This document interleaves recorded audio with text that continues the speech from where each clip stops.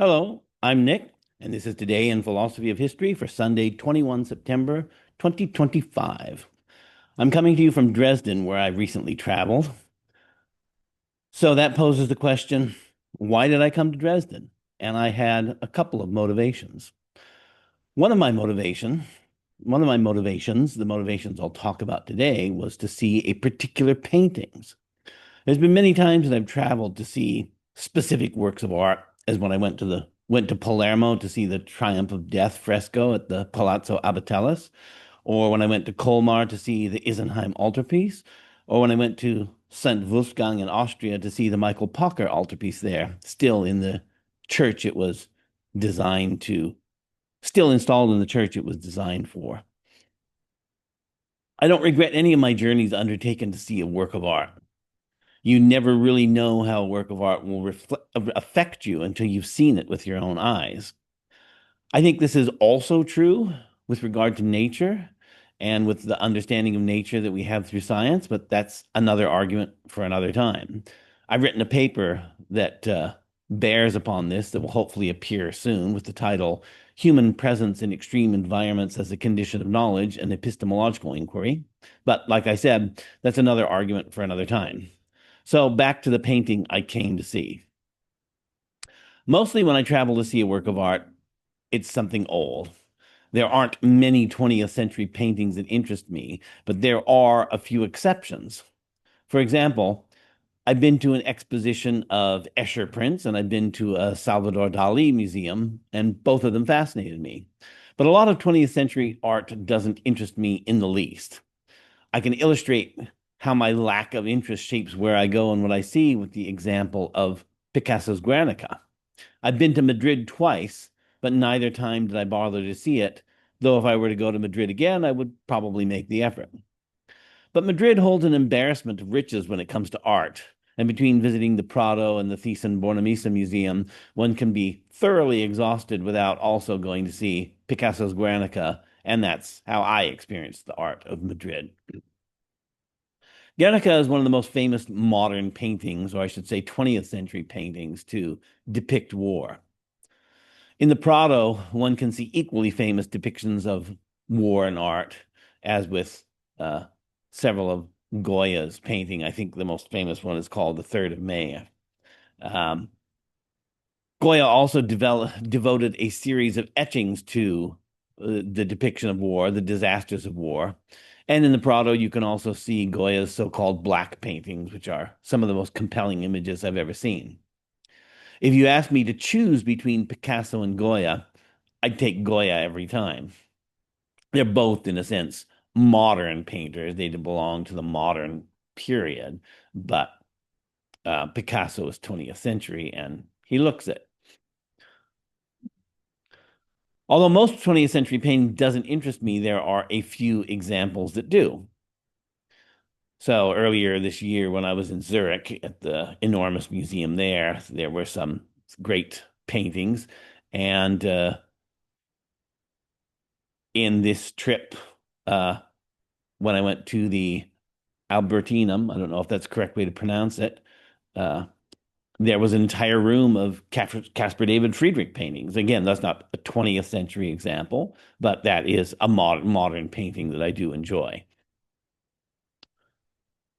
When it comes to 20th century art, even fewer works interest me.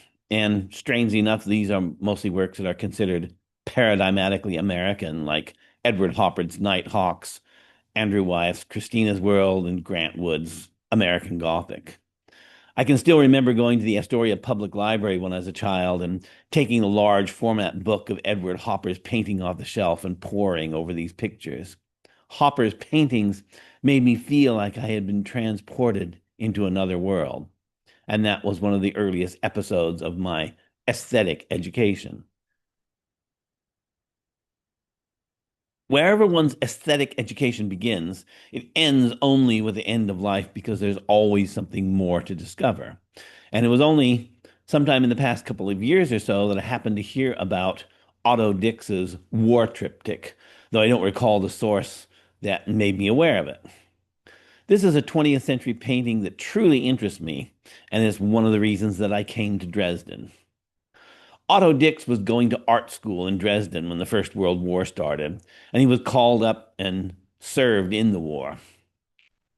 In my episodes on wars and rumors of wars, I talked about how World War I was the first planetary scale industrialized war, and many who served were marked by their experiences of the war ever after. I talked about Ernst Junger in several episodes, and Junger was clearly marked by his experiences during the First World War. He wrote about the war, and his memoir, Storm of Steel, made him famous during the Weimar Republic, and he was one of the two leading figures of what's called the Conservative Revolution, the other leading figure being Oswald Spengler. Otto Dix, just a few years older than Junger, served in the same milieu. And he too was marked by the war. In 1923, Dix painted a work called The Trench, which was exhibited, but it proved to be highly controversial. A few years after The Trench, he worked on the war, also called the War Triptych or the Dresden War Triptych, from 1929 to 1932. So he spent about 4 years painting the War Triptych. The format he used is significant, and it has a long history in European art. A triptych was usually a religiously themed painting used as the altarpiece in a church.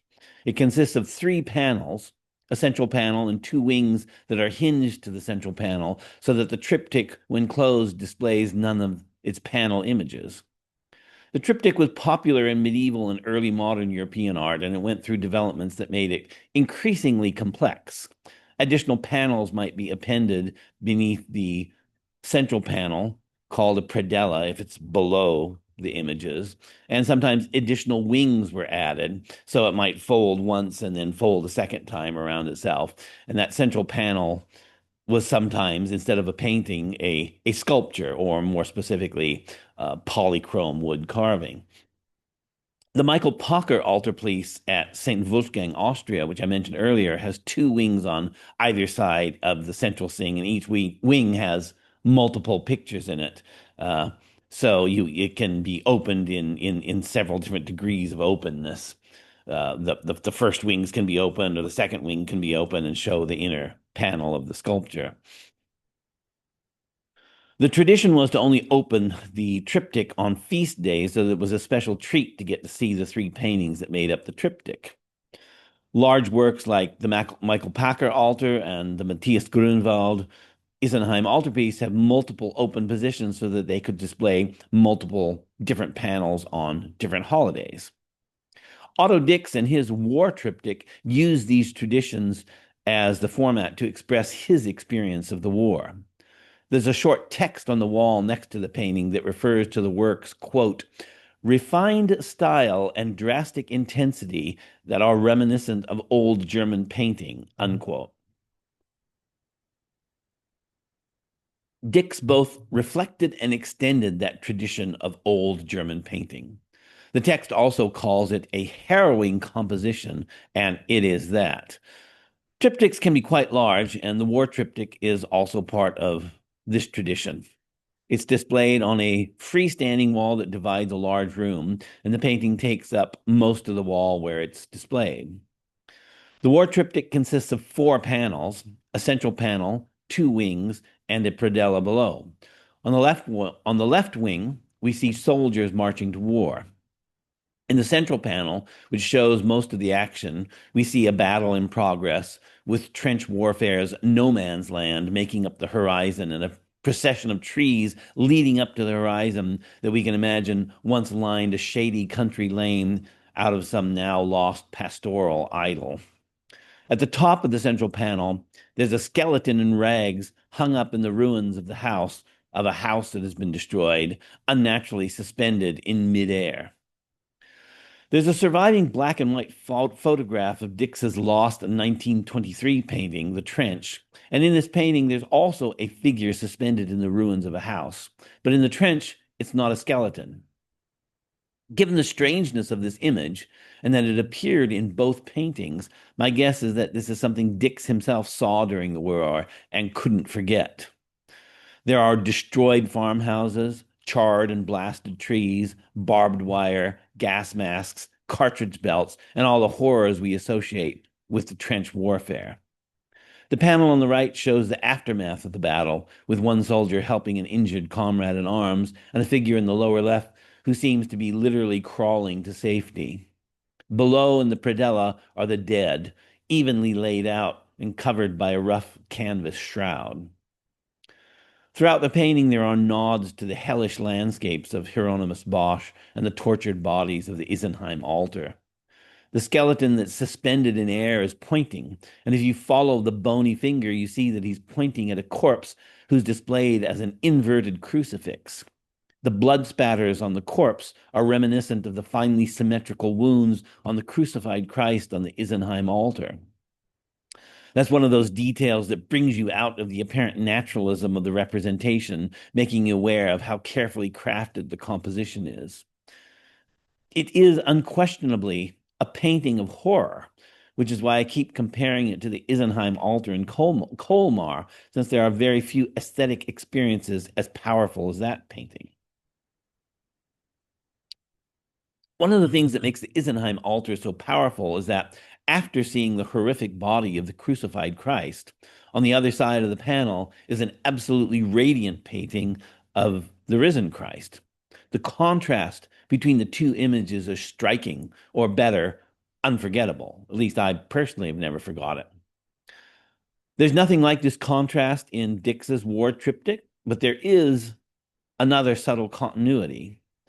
The risen Christ in the Isenheim altar is surrounded by a bright halo in whites and yellows. In Dix's painting, the one soldier helping another in the right panel is painted in a grayish white. So it's not exactly radiant like the risen Christ of the Isenheim altar, but it's more radiant than anything else in the War Triptych. The only message of hope here, if there is any hope at all to be found in Dix's War Triptych, is that something human might be salvaged from the carnage. In updating the tradition of triptych painting and translating the intensity of religious images into the intensity of war, Dix shows us a modern and technological apocalypse. Some of the most frightening images from the World War I are of men in gas masks, and we see this reproduced in a lot of art in the post-war period. A human figure in a gas mask is confronting us with the uncanny valley, something human, but not quite human, recognizable, but at the same time, strange enough that it leaves us with a feeling of disquiet. This is, in a sense, a transhumanist painting. This is the world of Ernst Junger, where soldiers are workers in the industry of death, operating machines that produce carnage and experiencing these machines becoming extensions of their own body.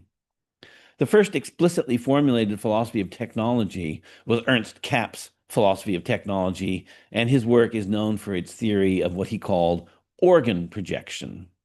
The machines of war are a distinctive kind of organ projection in which the soldiers experiences their weapons as an extension of their own bodies.